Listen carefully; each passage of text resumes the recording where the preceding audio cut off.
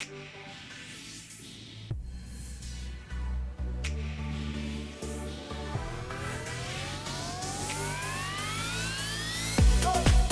sommes de retour sur YouTube et sur Twitch pour vous parler.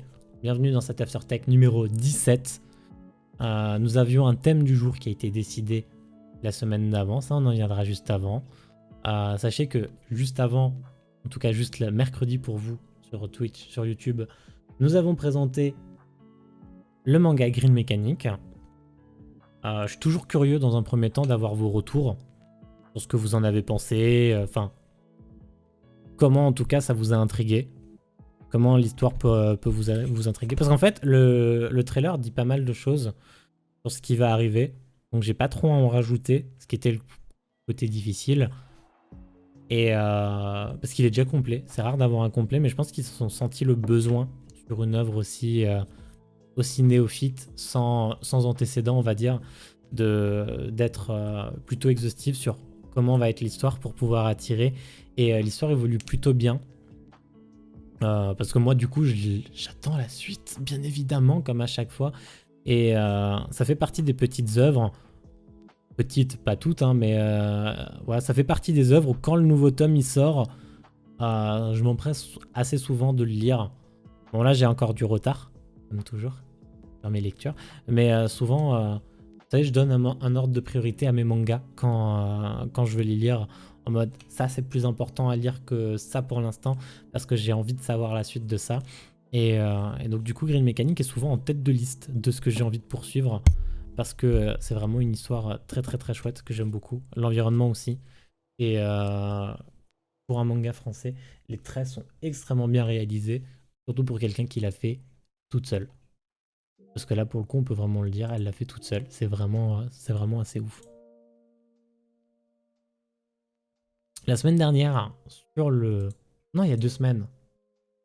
Ah oui, pour rappel, maintenant, c'est une semaine sur 2. Faudrait que je m'y habitue. Du coup, à partir il y a 2 semaines, nous avions voté un nouveau thème pour cet AfterTech.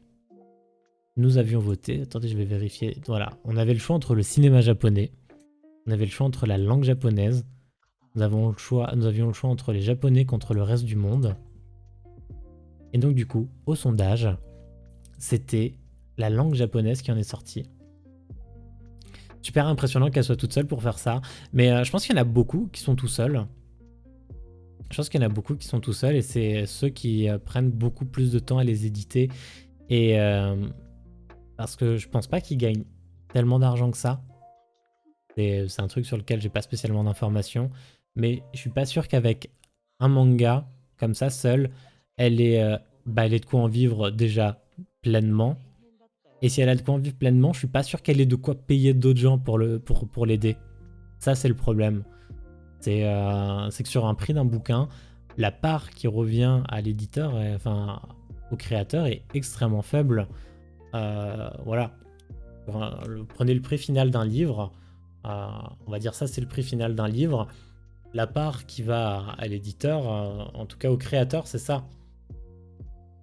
Ensuite, il y a l'éditeur, ensuite, il y a le revendeur, ensuite, il y a ci, il y a ça, il y a les transporteurs. Enfin, là, il y a tellement d'étapes dans la construction d'un livre que c'est très... je pense que c'est très lent à faire et très long. Donc, non seulement elle est storyboardeuse, illustratrice, mangaka. Alors, elle doit vraiment tout faire. Elle doit ficeler son histoire, faire en sorte que ça tienne la route, que ça colle toujours avec les lignes éditoriales sûrement imposées, parce que sûrement des standards chez Kiyun aussi. Tout mettre en place, faire ses planches, faire ses croquis, tout dessiner. Je pense que c'est un très très très très très très gros travail que beaucoup d'entre nous seraient incapables de faire. Et c'est vraiment assez ouf. Et c'est très cool, moi je trouve ça très cool de la part de Kiyun, parce qu'il n'y en a pas tous qui le font, de faire un tremplin, un concours tremplin comme ça, où le premier prix à gagner, c'est de te faire éditer. Donc, c'est-à-dire qu'il y a plein de monde, il y a beaucoup de monde qui participe, parce que forcément, des amateurs fans qui ont envie de passer un cap au-dessus, il y en a. Mais là, c'est une occasion de te faire opérer, d'être sûr que ton histoire elle va être lue et attentivement, parce que il y en a forcément un dans le tas, tu dois lui dire oui. Donc c'est un concours qui a une certaine importance, quoi, parce que à la fin, tu es obligé de dire oui à quelqu'un. Tu peux pas juste dire non, on n'en aime aucun, on va éditer personne. Donc voilà, c'est pas un homme qui dit bonjour, vous pouvez consulter ça, si ça vous plaît, on pourrait l'éditer et passer par vous. Soit il le lit pas et il dit non, soit il le lit, ça lui plaît pas et il dit non, soit c'est vraiment une tuerie du siècle et il dit oui. Voilà, sauf que là, il y a toujours il y a aucune alternative où tu dis non, tu dois choisir le meilleur ou le moins pire. Donc voilà, ça pousse et ça amène à ça aujourd'hui. Et je pense que c'est pour ça que l'autre personne qui a gagné le concours tremplin, elle a sûrement aussi du mal à progresser dans son rythme parce que je pense aussi qu'elle est toute seule. Je savais pas qu'elle avait gagné le concours à la base. Donc voilà, globalement, tu la mets dans une case où tu t'attends plus à une équipe, un rythme plus soutenu, etc. Voilà. Voilà. Donc sinon, pour en revenir à notre thème de discussion de cette semaine, parmi le sondage, le grand gagnant a été la langue japonaise. Alors la langue japonaise, j'avais annoncé. J'allais annoncer, on va pas apprendre le japonais, on va pas apprendre à parler, on va pas apprendre à l'écrire, on va pas aller dans des gros détails. Mais j'ai lu des choses. J'ai emmagasiné beaucoup d'informations. Comme d'habitude, j'ai emmagasiné beaucoup d'informations, j'ai gardé tous les liens sous le nez et j'ai surtout dit qu'on allait se concentrer sur l'écriture japonaise parce que les Japonais ont, entre guillemets, différents alphabets. Alphabet, oui et non, c'est très compliqué et c'est à peu près ce dont on va parler aujourd'hui. Donc, parce que c'est pas vraiment un alphabet. La langue japonaise, jusque-là tout va bien, c'est la langue parlée au Japon, mais, chose incroyable, les Japonais ne se sont jamais donné la peine de lui donner le statut officiel. Il n'y a aucune loi qui dit la langue officielle de notre pays, c'est le japonais. Alors que dans d'autres pays, c'est courant de dire la langue officielle de notre pays, c'est ça. Au Japon, déjà, ils l'ont pas fait. Ils l'ont pas fait, juste tout le monde l'utilise, du coup, tout va bien. Le japonais est parlé au total par environ 128 millions de personnes dans le monde, en sachant qu'on estime la population du Japon est de 123 millions, ce qui veut dire qu'il y a à peu près 5 millions en dehors du Japon. Alors, j'ai appris qu'il y avait une très grande diaspora nippone qui réside au Brésil et au Pérou, mais du coup, il reste plus que des vieux qui l'apprennent pas à leurs jeunes. Donc du coup, là, actuellement, cette diaspora nippone, elle a dans les 60 piges, et ils apprennent pas le japonais à leur descendance. Voilà. Donc voilà, il y a une grande diaspora, et sinon, les autres, ça va être des pays voisins. Ça va être Corée, Chine, Vietnam, qui ont un intérêt à apprendre cette langue, parce que c'est un pays voisin, on peut avoir des transactions, etc. Et c'est la langue officielle sur une île qui s'appelle l'île de Angkor. Alors, pas l'île de Angora, qui est une île portugaise, l'île de Angkor, A-U-R à la fin. Et c'est une île qu'on trouve dans les Philippines. Enfin, proche des Philippines, en tout cas, elle est proche de la mer des Philippines. Leur langue officielle, à eux, c'est le Japon. Voilà. Mais ils ont une population moins élevée que le Japon. Hein. Ils ont une démographie de... Ils étaient 119 en 2015. Voilà. Et les milliers de Wibarkor. Alors voilà, du coup, aujourd'hui, il y en a qui commencent à apprendre le japonais. Mais alors, pour être reconnu comme personne qui parle le japonais, ça ne se passe pas comme ça. Au Japon, il y a, comme vous passez en anglais, le TOEIC, comme beaucoup d'entre nous ont sûrement passé pour les cours. Au Japon, il y a aussi un équivalent qui s'appelle le Japanese Language Proficiency Test, le JLPT. Ou alors, il y a un autre qui s'appelle le Kanji Kantei, qui est abrégé le Kanken. Ce sont les deux gros tests. Ce sont les deux gros tests pour décréter de votre niveau de japonais. Si vous n'avez pas ça, n'estimez même pas prétendre parler japonais. Si vous êtes au Japon, bien évidemment. Voilà. Ça, c'est pour les, voilà, pour les bases. Le japonais, à la base, c'est une langue orale. C'est-à-dire que les Japonais, comme on a déjà fait l'histoire du Japon hein, dans une ancienne Aftertech, on a déjà fait ce parti-là, et vous savez que au 6e siècle, 4e, 5e, 6e siècle, tout ça, les Chinois sont allés au Japon pour instaurer le shintoïsme. Mais les Japonais parlaient déjà japonais, et par contre, il n'y avait pas spécialement d'écrit. Et du coup, dans ce qu'ont ramené les Chinois en dehors du shintoïsme, ils ont ramené également une écriture. Vous en doutez bien, cette écriture est une des écritures qui est encore conservée aujourd'hui. C'est ce qu'on appelle les kanji. Donc les kanji, c'est une forme de symbole, et souvent les mots ont différentes significations. Par exemple, vous avez un idéogramme qui peut représenter le ciel, le vent, l'empereur, parce que le ciel et l'empereur, c'est souvent la même chose. Enfin, ça amené à la même chose dans la famille japonaise. Donc, ces mots ont plusieurs formes. Et là, vous allez vous dire comment on les différencie, ça on y viendra après. Donc, en tout cas, les Chinois ont ramené au Japon les kanji, cette première forme d'écriture. Et du coup, les Japonais, ils se sont pas pris la tête. Ils n'ont pas changé ça, ils n'ont pas changé les kanji, ils n'ont pas changé le japonais. Ils ont juste dit, ok, ça veut dire ça. Et nous, on le dit comme ça. Du coup, on l'écrit comme les Chinois et on le prononce en japonais. Bienvenue dans la création de la langue japonaise, à l'écrit. Voilà, donc du coup, ils ont très facilement importé ça. Et donc du coup, un kanji signifie directement un mot. Il n'y a pas à tergiverser là-dessus. Mais par contre, le japonais est une langue, c'est une langue de syllabes. Alors j'ai plus le terme, c'était un mot très, très compliqué. Moraïque. Voilà, c'est moraïque, c'est comme les syllabes. Alors nous on fonctionne par syllabes, mais eux c'est moraïque, c'est-à-dire que la syllabe c'est le tempo de la phrase. Et donc en fait, le japonais se construit avec des syllabes, avec des morts. Et donc du coup, c'est pour ça que chez nous, on peut très facilement avoir une syllabe qui va se composer de C-H-R-I. Voilà, cri. Ou alors Christ. C-H-R-I-S-T. Alors au Japon, il y a un truc inconcevable. Une syllabe, un mort, du coup, plus précisément chez eux, c'est consonne, voyelle ou voyelle. Il ne peut pas y avoir des consonnes à la suite. Pour eux, ça ne marche pas. Si vous appelez Jordan, ce n'est pas possible. Vous appelez Jorudan. D'accord?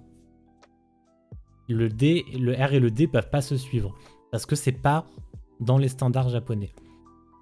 Et donc, du coup, en voyelle, chez eux, on se limite à 5 possibilités. A, I, U, E, O. Ça, ce sont les brèves qui existent. Ces voyelles peuvent être combinées avec d'autres voyelles. Ça, il n'y a pas de souci. Faire des ya, des yu ou des yo, ça, c'est totalement possible. Comme Ohio. Vous voyez, il n'y a qu'une seule consonne dans le mot. Mais par contre, les consonnes ne peuvent rarement se suivre. Ça dépend si ce sont des consonnes sourdes, sonores ou nasales. Voilà, il y a des différences. Et l'une des rares consonnes qui fait le plus exception à tout ce qu'on a dit, c'est le N, parce que le N est souvent fait pour finir des mots. Par exemple, toutes les formes de respect, Oni-san, One-chan, voilà, san, enfin tout ça, ça conclut souvent des mots. Et donc du coup, c'est la plus grosse exception, mais sinon, Nihon, voilà. Et par exemple, donc du coup, c'est souvent, le N sert souvent à finir les mots. Voilà. Donc du coup, à l'écrit, on a parlé des kanji qui venaient de Chine. Et du coup, les Japonais ont été très malins, ils se sont dit, ok, ça c'est un mot tout fait, on va le garder, c'est plutôt pratique. Et ils se sont dit, par contre, pour le reste, c'est chiant. Alors on va garder ce que nous, on avait déjà. Et donc du coup, ils ont continué avec les kanas. Donc en deux grandes familles, vous avez kanji, kana. Le kana ayant encore deux sous-familles, attention. Les kanas, en fait, c'est un système, du coup, dérivé des kanji, mais appliqué au système oral des japonais, donc au système moraïque. Et donc, en fait, on fonctionne syllabe par syllabe.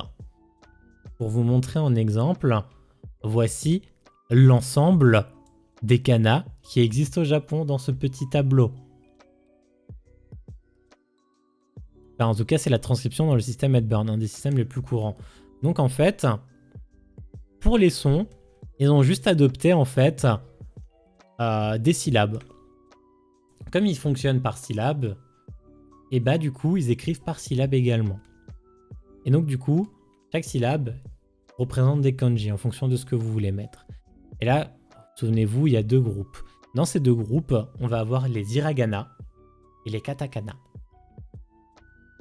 Il y en a un, ça va être très simple. Les katakana, c'est pour les mots d'origine étrangère mais employés au Japon. Les Japonais se sont beaucoup, après la Seconde Guerre mondiale, ont récupéré beaucoup de mots anglais, de la même manière que des fois ils gardent des mots français parce qu'ils aiment beaucoup la langue française.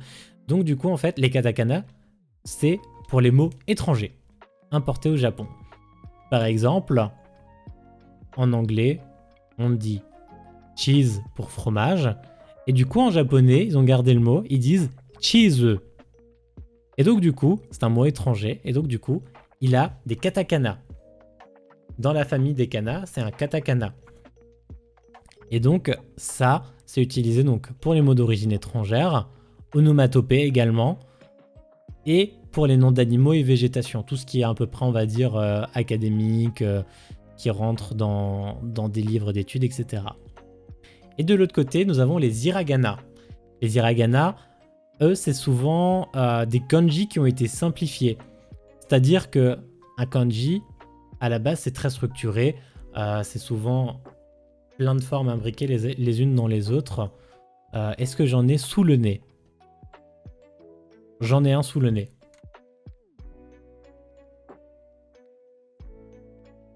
Oula, ça a beaucoup zoomé. Vous voyez ça par exemple, ici. Ici, ça, c'est un kanji.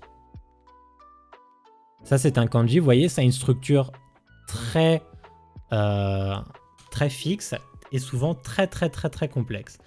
Donc, du coup, eux, ils se sont dit, bon, c'est sympa tout ça, mais des fois, c'est chiant. Alors, du coup, les hiragana, c'est des simplifications de kanji parce que du coup, c'est moins chiant à faire. On s'en servait pas de cette forme, donc autant que ce soit un truc moins chiant à faire. Donc, hiragana égale flemme de faire un kanji. Et du coup, c'est utilisé pour la plupart des mots. Ensuite, par rapport à nous, il y a des retranscriptions, par exemple des lettres japonaises vers les lettres latines, qui est communément appelé le romaji. Et donc, du coup, c'est ce qui nous permet, par exemple, vous voyez, quand vous regardez un opening d'animé, eh ben, il y en a souvent où c'est écrit en romaji. C'est écrit voyelle, enfin syllabe par syllabe, mort par mort, et vous chantez souvent mort par mort. Voilà, et donc du coup, ça c'est la dernière forme, mais qu'ils n'utilisent presque jamais. Du coup, le japonais écrit est un japonais, c'est une langue qu'on appelle sino-xénique. Xénique, si vous avez des références en étymologie des mots, vous savez que xéno, c'est étranger. Et du coup, sino, en fait, ça fait référence à la Chine. Et donc, du coup, les langues sino-xéniques sont des langues qui sont inspirées de la langue chinoise originelle.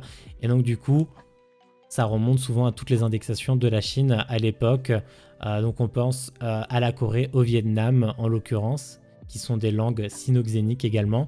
Et c'est pour ça qu'on trouve que ça se ressemble, parce qu'en fait, elles sont toutes inspirées de la même langue. Et donc, du coup, ça vient de là. Voilà, vous connaissez désormais le nom. Alors, du coup, ensuite, il y a la construction d'une phrase. Alors, faut que j'en retrouve. Il faut que j'en retrouve. Voilà, je l'ai retrouvé. Vous allez voir, hein, c'est absolument pas drôle. Mais du coup, vous allez comprendre que leur vie à eux, sujet, objet, verbe, non. Alors, non, la construction d'une phrase est... Alors, voilà, on va venir sur la construction d'une phrase à l'écrit. Voilà. Vous voyez que si on écrivait, si les Japonais écrivaient entièrement en kana, voilà, là, ils ont écrit « J'ai vu un chat blanc ». Donc là, par exemple, c'est écrit entièrement en kana. Vous voyez la taille de la phrase.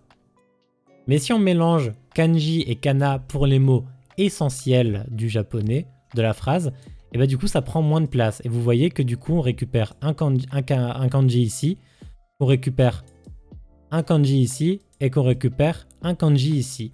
Et donc du coup ça fait qu'il reste plus que 3 kana dans la phrase. Alors que là on en avait vachement plus. Et donc du coup, l'idée du japonais à l'écrit de retransmettre avec les kanji les mots importants d'une phrase. Donc du coup, on met en évidence blanc, chat et voir. Donc du coup, les mots essentiels de la phrase c'est vu, chat, blanc. Aussi simple que ça. Au japonais, le verbe voir, alors là du coup le verbe voir il est ici, là en fin de phrase. Le verbe voir normalement ne s'accorde jamais. Les verbes sont invariables. Donc vachement plus facile pour nous étrangers d'apprendre la langue. C'est invariable. Et quand il n'y a pas de quiproquo, on n'exprime jamais de sujet. C'est-à-dire que le sens de la phrase est censé être suffisant à lui-même pour qu'on comprenne de qui on parle. Dans le cas où il peut y avoir un quiproquo, à ce moment-là, les Japonais utilisent des pronoms pour indiquer qui parle de la personne. Alors, une phrase, par contre, ça se construisait de manière très difficile. Faut que je recherche ça.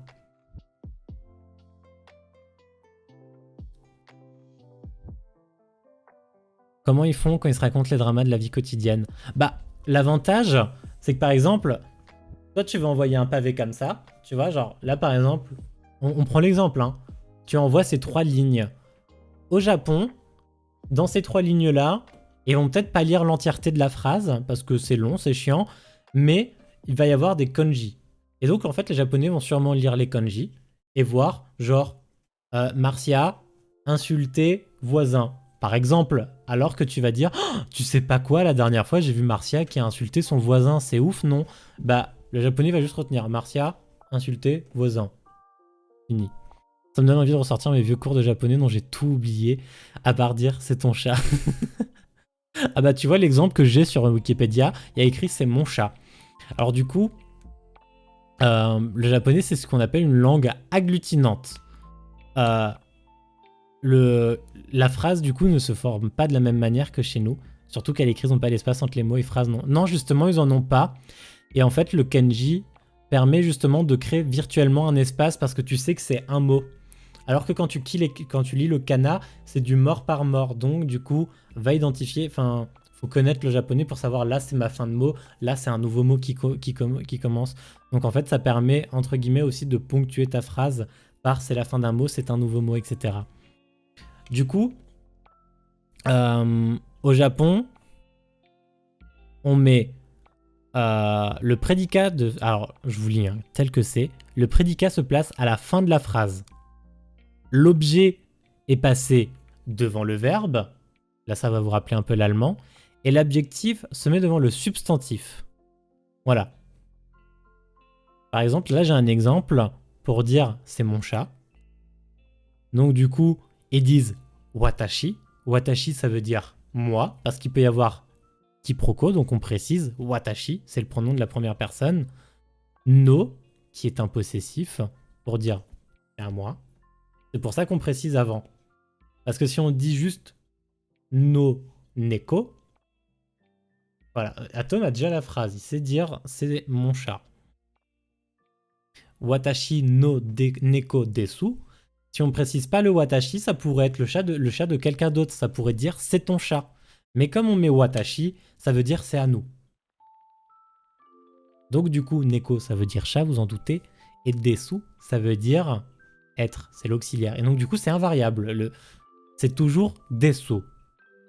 Et donc du coup, ça, c'est la structure d'une phrase. Le verbe vient à la fin. Ce à quoi est assigné le verbe vient avant. Ensuite, le possessif et si besoin, un pronom. Et donc, par exemple, j'ai un autre exemple qui veut dire... Alors, pareil, neko n'a pas de pluriel. Watashi no deko desu, ça peut vouloir dire c'est mon chat, comme ce sont mes chats. Moins d'invariables. Au Japon, alors au Japon, c'est simple. Hein. Pas d'article, pas de genre, pas de nombre. Vous vous rendez compte de toutes les règles de français qu'on enlève là? On s'en fout du nombre, on s'en fout du masculin ou du féminin, et on s'en fout du le la lina lou la lou.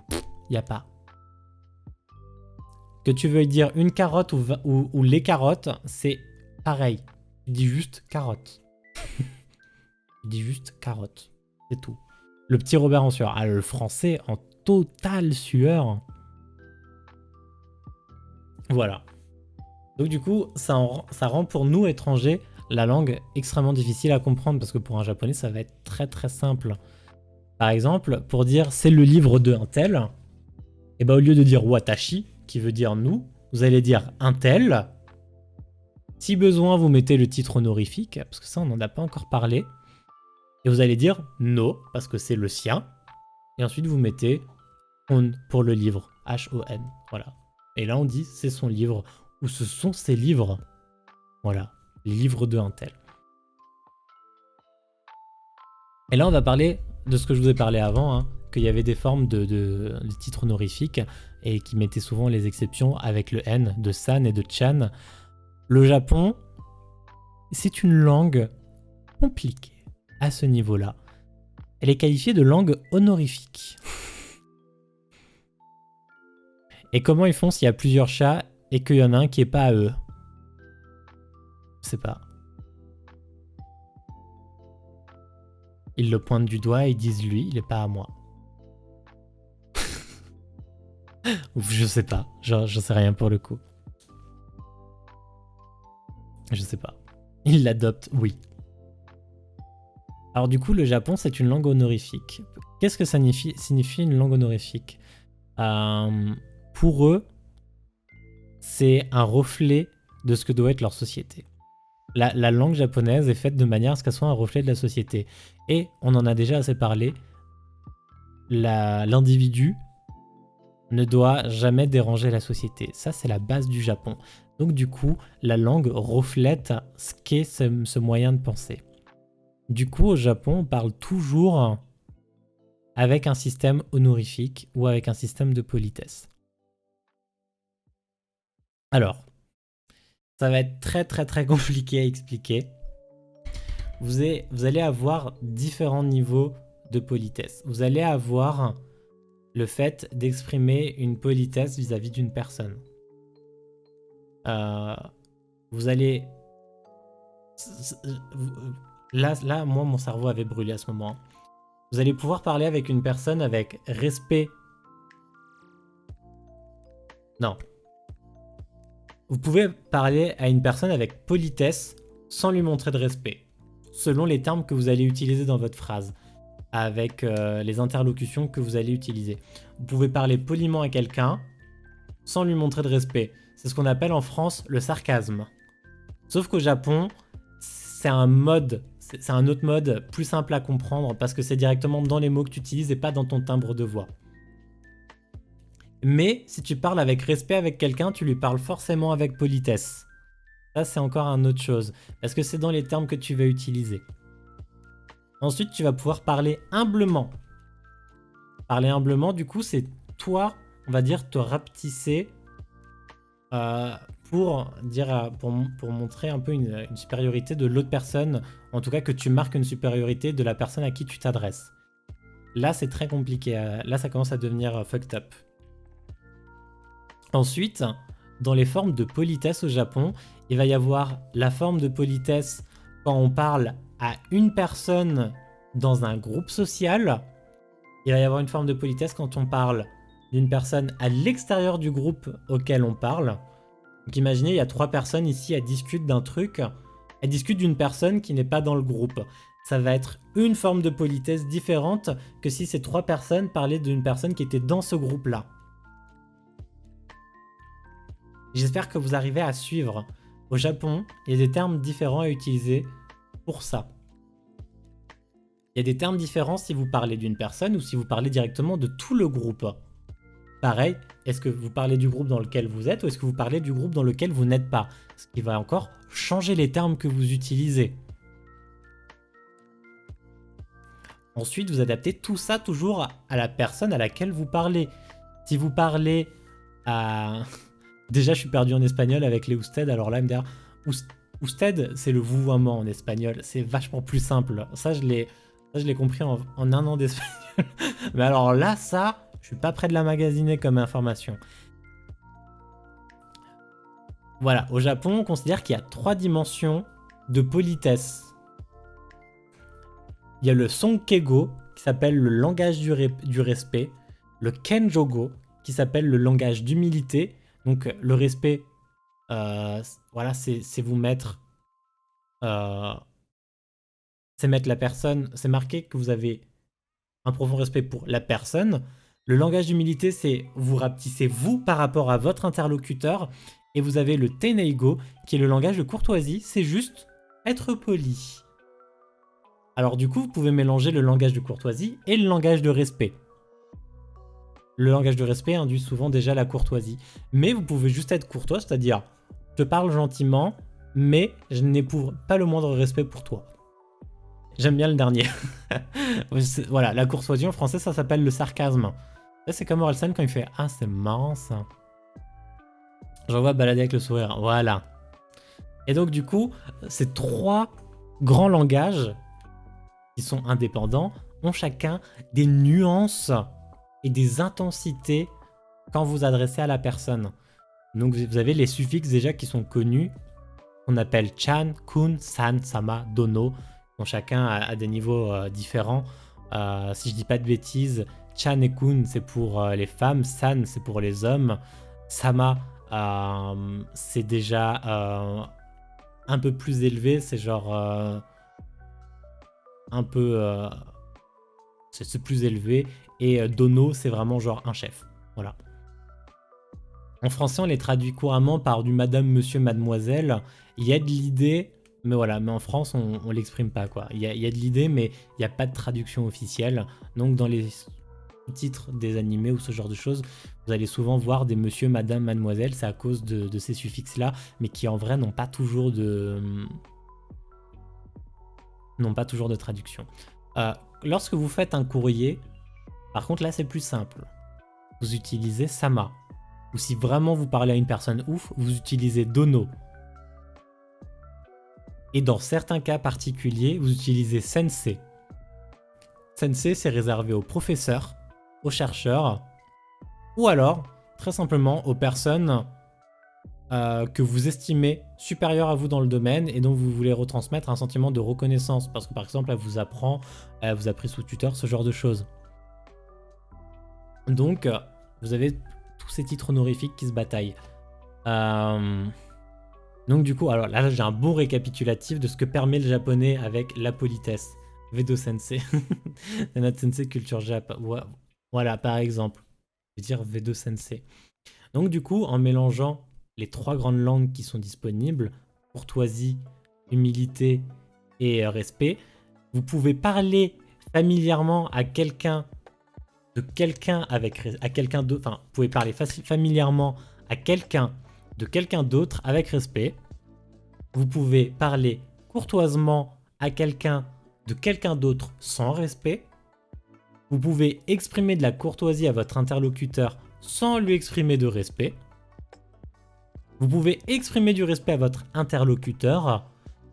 Le respect sous-entend souvent la courtoisie et de la modestie envers elle-même. Genre, le respect, c'est un peu le condensé de tout. Et vous pouvez exprimer à votre interlocuteur, la relation entre deux personnes externes qui peut se faire en parlant familièrement ou courtoisement. Voilà. Ça, c'est vraiment les bases, entre guillemets, les bases du japonais, et ce qui rend la langue très difficile.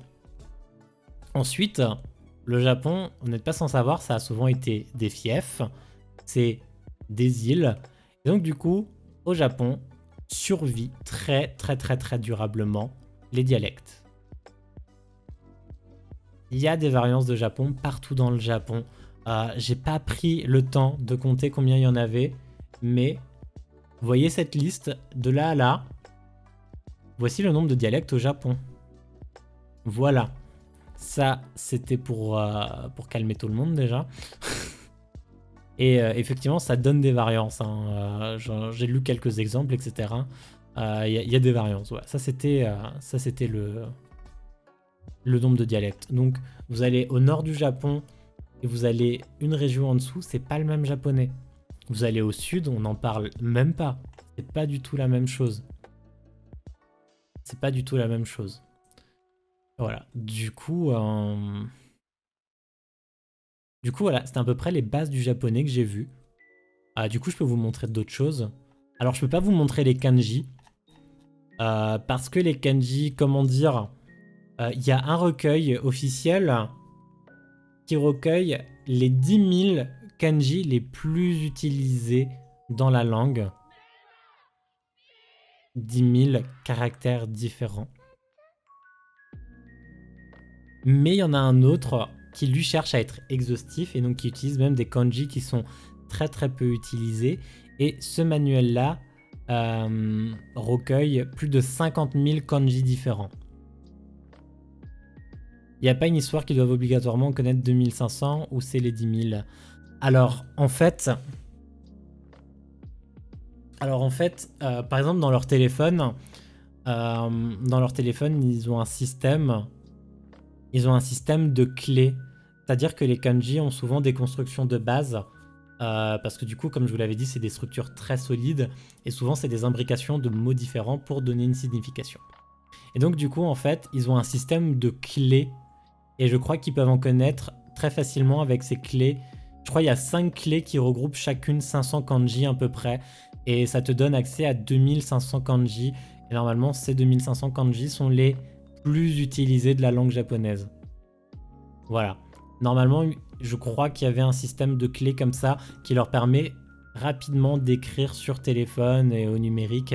Mais ouais, là, il y a un ouvrage qui correspond aux 2143 nouveaux kanji usuels japonais. Donc, je pense qu'on est plus proche de l'histoire des 2500 que des 10 000. 10 000 étant les plus utilisés tout court. Mais je crois qu'il y a il y a 5 clés majeures qui permettent d'accéder à ces 2500 kanji. Les kanas, alors les kanas du coup, c'est que un système de voyelles, donc ça je peux vous le montrer. Vous voyez, ça c'est un système de construction de kanas. Vous voyez, vous avez tout avec les voyelles d'allongement, les voyelles initiales, les syllabes consonantiques, et donc du coup ensuite en bas vous avez une sorte de représentation simplifiée de ce que devient vos kanas. Donc vous voyez qu'il y a de la multitude. Concernant les hiragana, alors les hiragana ils sont plutôt cool. Vous voyez, ils ressemblent à ce tableau là que j'ai montré simplifié. Les hiragana ils ressemblent à ça. En fait vous avez également vous avez chaque voyelle en hiragana. Et ensuite vous avez avec en plus l'ordre d'écriture de comment vous le faites, quel signe en premier, etc. Et derrière vous avez ensuite le croisement. Quand vous faites A, c'est juste ça. Quand vous faites K, c'est ici. Quand vous faites ça, voilà, c'est un très beau tableau croisé. Et donc, du coup, en fait, vous pouvez très facilement les apprendre et vous exercer. C'est plutôt cool, plutôt pratique. Et donc là, vous l'avez sous une autre version. Donc, c'est également inspiré du chinois. Et vous avez également la même chose avec les katakana. Et vous voyez que du coup, ils sont vachement plus simples parce que sinon, c'est chiant quand même. Vous voyez, katakana, pour rappel, c'est les traits simplifiés parce que c'est relou. Et donc, vous voyez qu'un A, ici, se fait en 2 traits plutôt simples, alors qu'ici, on a un 3 traits qui ressemble plus à notre touche esperluette de notre clavier, qui est pas si facile que ça à faire. Et donc en fait, je pense que les katakana, c'est peut-être ce qu'il y a de plus simple à apprendre pour nous. Pour fonctionner dans le système des morts. Voilà, et sinon les kanji, bon bah bon courage. Hein. Bon courage. Parce que pour rappel, dans les kanji, katakana, c'est pas pour les mots... Non, c'est les hiragana. Attendez. On va revérifier. Ah, ah oui, katakana, c'est pour les mots étrangers, pardon. Ouais. Et donc les hiragana, c'est pour les mots japonais. C'est dommage. Bon, bah, les katakana, ouais, c'est plus simple d'apprendre des mots étrangers, du coup. Bien vu. Bien vu, j'avais déjà remélangé. Mais du coup, je trouve que c'est les plus simples à apprendre. Pratique pour nous. Et du coup, concernant les kanji, je vais vous remontrer l'exemple que j'avais avant.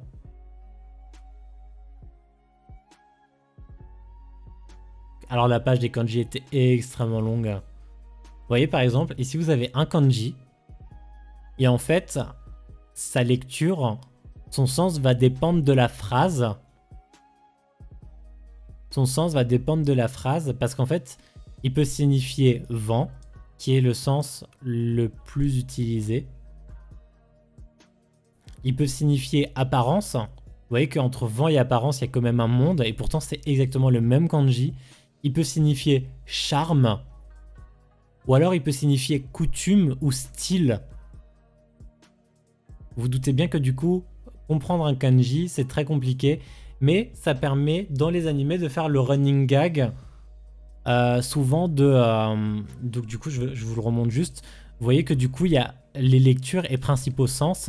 Parce que du coup, en fait, vous avez différentes, pour la même chose, vous avez différentes lectures. Voilà, vous pouvez le prononcer ça, vous pouvez la prononcer taifu, biofu, kaze, kitakaze, kazaguruma, fu, fuke, fuchi, fusei, fushu, gafu. C'est exactement le même mot. C'est toujours le même kanji. Mais selon sa prononciation, bah déjà vous pouvez définir sous quel sens il est. Souvent on voit des kanji avec des kana écrits en dessous, c'est pour préciser, non? Oui, ça c'est un truc qu'ils peuvent faire. Voilà. Non, c'était pas là. C'était pas là. Ah bah voilà, tu vois ici il y avait les clés dont je parlais.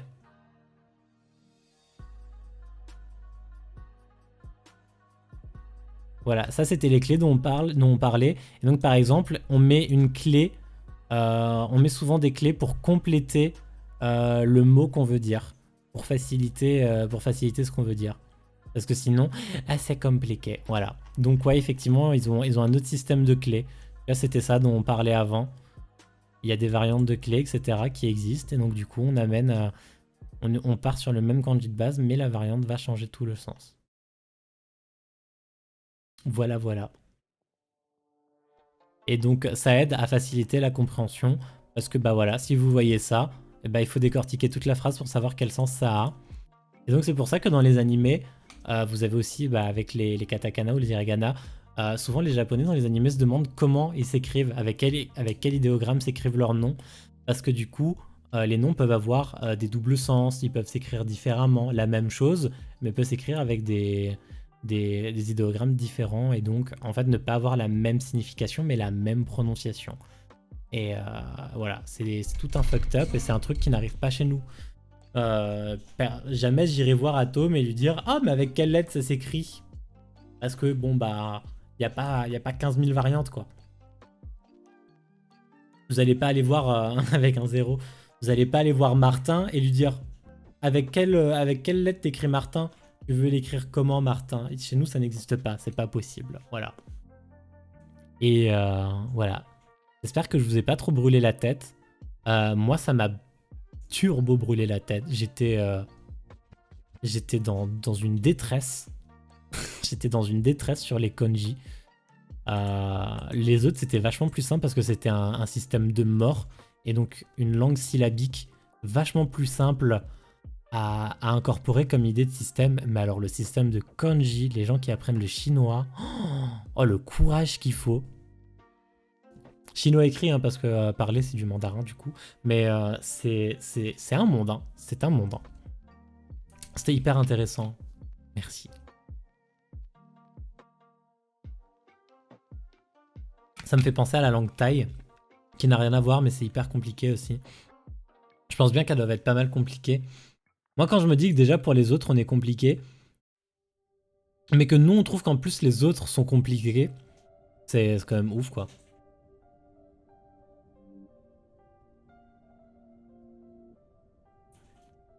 Alors, en gros, t'as les consonnes, j'attends l'explication, du coup. Et tu places les voyelles à gauche, à droite, au-dessus ou en dessous de la consonne. Ah, je crois que c'est une structure similaire au coréen. Où en fait, par exemple, en Corée, parce que du coup j'avais un peu vu quelques cours de coréen, par exemple, il existe un alphabet coréen. Vous avez un symbole qui existe pour chaque lettre de l'alphabet en Corée. Mais par contre, si vous voulez faire le son ba, par exemple BA, et ben vous n'allez pas juste mettre l'idéogramme de A et l'idéogramme de B puis l'idéogramme de A. Les deux idéogrammes vont fusionner ensemble. C'est une langue à ton. Ouais, comme le chinois. Par exemple, tu peux avoir faux, fa, ou ce genre de choses. J'avais un peu vu chez le Rire Jaune quand il en présentait dans sa vidéo. Donc, selon le ton de ma, et ma sont 5 mots différents et un peu comme en viet. Bah, tout ça, je pense que c'est aussi une langue xéno. Voilà, une langue inspirée du chinois parce que c'est exactement le même problème en Chine. Sino-xénique. C'est ça. Sino-xénique, c'est ça le mot. Et ouais, c'est exactement la même chose en Chine. Et en Corée, bah, quand vous mélangez, quand vous formez une voyelle, on va dire une syllabe avec vos lettres, bah, vous devez mélanger les lettres ensemble. Sauf que c'est structuré, vous pouvez pas les mélanger comme vous voulez. Et bah, du coup, ça vous fait encore plus de choses à apprendre. Très proche du cambodgien. Je pense qu'elles ont des origines très très proches, toutes ces langues. Mais ça les rend, pour nous, difficiles à apprendre. Eux, ils sont nés dedans. Plus simple, mais voilà. Comme pour nous, hein, c'est facile d'avoir des lettres muettes. Hein. Bon, après, les Anglais, ils fricotent en mode on n'a pas de lettres muettes. Vous avez déjà dit knife? Non, voilà. Mais vous avez déjà dit knight? Non, ça n'existe pas. Voilà, c'est le même problème. C'est le même problème. Il y a des exceptions qui confirment la règle, comme on dit.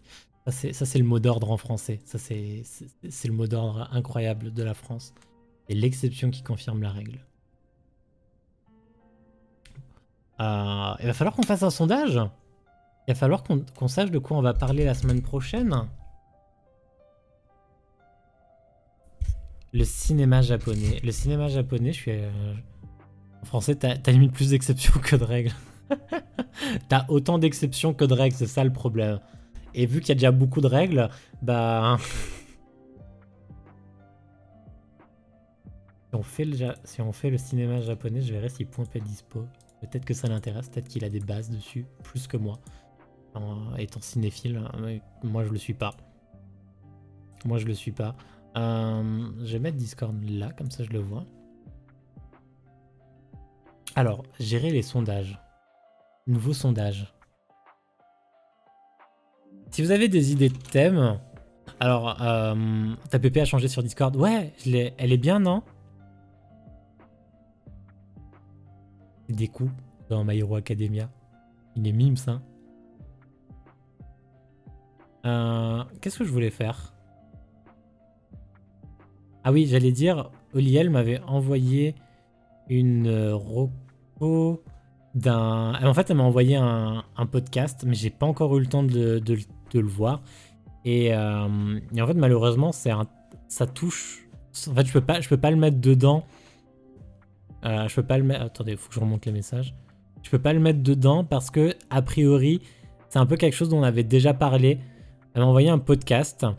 Relations internationales, drague, sexe et amour autour du monde. Au Japon, la famille, c'est un devoir. Le sexe, on le trouve ailleurs. Et elle m'a envoyé ce podcast. Donc du coup, il aborde des thèmes qu'on a déjà traités. Donc pour l'instant, on va pas l'aborder. Je l'écouterai. Mais du coup, je ne l'ai pas encore écouté, parce que j'étais pas là le week-end.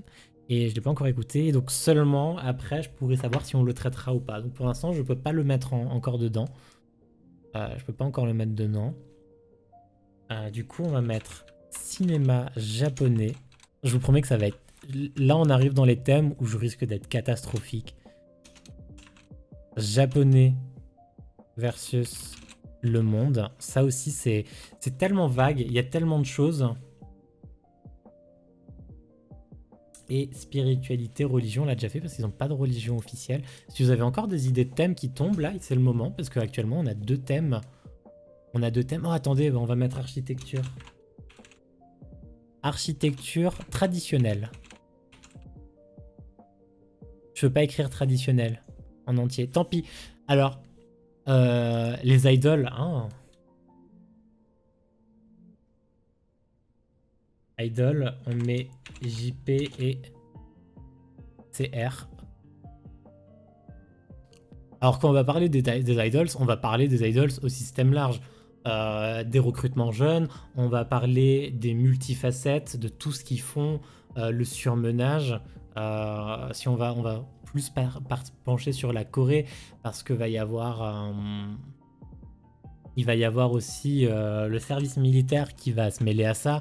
Il y a eu beaucoup de personnes qui sont allées au suicide, etc. ces dernières années. Donc, puis ça fait parler vu qu'ils sont connus. C'est très, très, très... Il y a beaucoup de choses.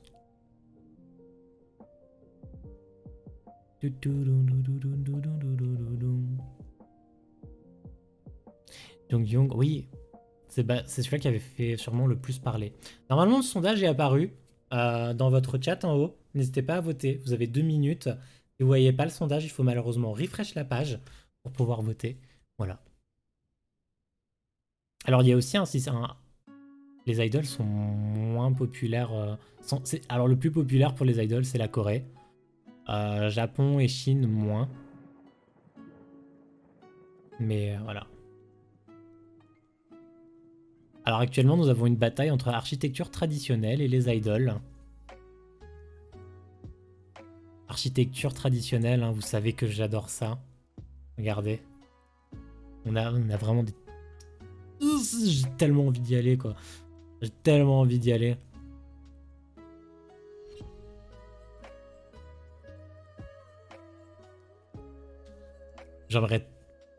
Genre vraiment, j'aimerais me pencher. Ça me ferait trop kiffer de savoir d'où viennent ces structures, pourquoi. Même sur les archetories, hein.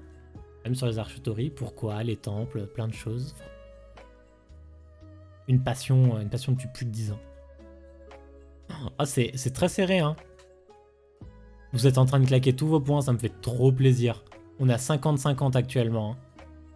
Les idoles qui spamment un peu plus vite que les architectures traditionnelles. Ça se bat. Ça se bat. Je suis très curieux de savoir qui est en train de se battre dans le chat. Idol. Ouh, les idoles qui gagnent. Oh, les idoles qui grattent. On arrive à la fin du temps, mesdames et messieurs. Et au moment où vous entendez ça, c'est sûrement déjà fini.